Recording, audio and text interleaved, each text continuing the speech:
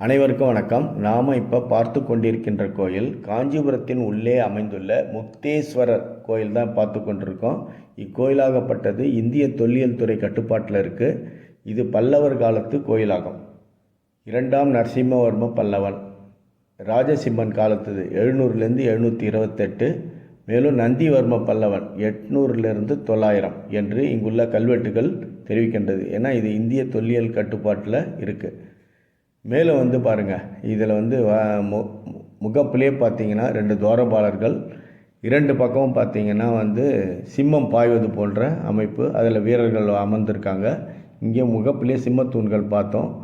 முதல்ல இது ராவணனுடைய அனுகிரகம். சிவன் பார்வதியை ராவணன் கையால் அசைப்பது போலவும் அதை அசைக்க முடியலன்றதால வலது பக்கத்தில் பார்த்தீங்கன்னா சுதை சிற்பமாக இருக்கும். அவரே வணங்குறார். மேலே கங்காதர மூர்த்தி இருக்கார். சம்ஹார தாண்டவம், மேலும் சந்தியா நிர்த்தனம், மேலே பார்த்திங்கன்னா சதுர தாண்டவம் என்ற சுதை சிற்பங்கள், மேல் கூரையிலும் சுதை சிற்பங்கள் நேர்த்தியான முறையில் இதோ பாருங்கள். ராவனுடைய அனுகிரகம் நேர்த்தியான முறையில் பார்ப்பதற்கு அழகாக எப்படி தான் இதை வடிவமைச்சாங்கன்னு நமக்கே ஆச்சரியமாக இருக்கும். பார்க்க வேண்டிய இடம். கருவறை முக்தேஸ்வரர். கருவறை உள்ளே பார்த்தீங்கன்னா லிங்கம் மற்றும் சோமாஸ்கந்தர் சிற்பங்கள் புடைப்பு சிற்பங்களாக உள்ளே கருவறையின் உள்ளே அமைந்துள்ளது.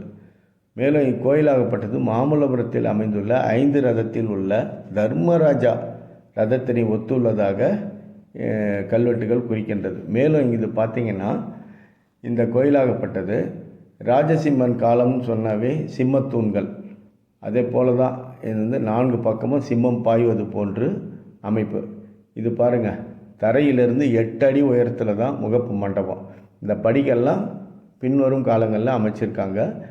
மேலே கல்வெட்டுகள் சுற்று சுவரில் பார்த்திங்கன்னா கல்வெட்டுகள் இருக்குது. இந்த கல்வெட்டுகள் எல்லாமே மணற்கற்களால் கொண்டு கட்டப்பட்ட இது ஒரு கற்றளி. ஏன்னா பல்லவர் இனிஷியலாக பார்த்திங்கன்னா ஸ்டார்டிங்கில் அவங்க குடைவரை கோயிலில் தான் போயிருக்காங்க. அடுத்தது தான் கற்றளைக்கு வந்திருக்காங்க. கற்றளைகள்னால் மணற்கற்களாக. கடற்கரை கோயில் இருக்குது இல்லைங்களா மாமல்லபுரத்தில், அதே போன்ற அதை ஒற்றிய அமைப்பு தான் கட்டிட அமைப்பு. சுற்றுச்சுவரில் பார்த்திங்கன்னா அனைத்து சிவ தாண்டவங்கள், விஷ்ணு, மேலும் அந்த தெய்வங்கள் எல்லாமே அதில் உடைச்சிருக்காங்க. அது பார்த்திங்கன்னா எல்லாமே 4 நாட்கள் செல்ல செல்ல அது சிதலம் அடைச்சிட்டு வருது.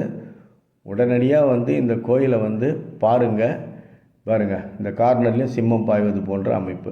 சுற்று சுவரில் ஃபுல்லாகவே கீழே பார்த்தீங்கன்னா எல்லாமே கல்வெட்டுகள் இருக்குது. அதுவுமே சற்று சிதலமடைந்த நிலையில் தான் இருக்குது.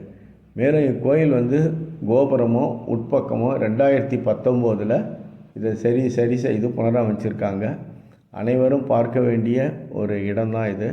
ஏன்னா இதை போல் 9 கோயில்கள் இங்கே காஞ்சிபுரத்தின் உள்ளே அமைந்துள்ளது. பார்க்க வேண்டிய இடம். இதே மாதிரி வைகுந்த பெருமாள் கோயில், கைலாசநாதர் கோயில், மதங்கேஸ்வரர் கோயில், சீத்தலேஸ்வரர் கோயில், பிரவாதீஸ்வரர், இரவாதீஸ்வரர் அனைத்து கோயிலும் இருக்குது. ஒவ்வொரு கோயிலாக இனிவரும் காணொலியில் போடுறேன், பாருங்கள். அவசியம் பார்க்க வேண்டிய ஒரு இடம். இந்திய தொல்லியல் துறை கட்டுப்பாட்டில் இருக்கிறதால பிரதோஷ நாட்கள் மற்றும் விசேஷ நாட்கள்லாம் வந்தீங்கன்னா இந்த கோயிலை பார்க்கலாம். கிழக்கு ராஜ வீதி வந்தீங்கன்னா சன்னதி தெருக்கு முன்னாடி வலது பக்கத்தில் இந்த கோயில் அமைந்துள்ளது. மேலும் நேர்த்தியான முறையில் பராமரிச்சுட்டு வராங்க இந்திய தொல்லியல் துறை. ஆகவே அனைவரும் தவறாமல் பாருங்கள்.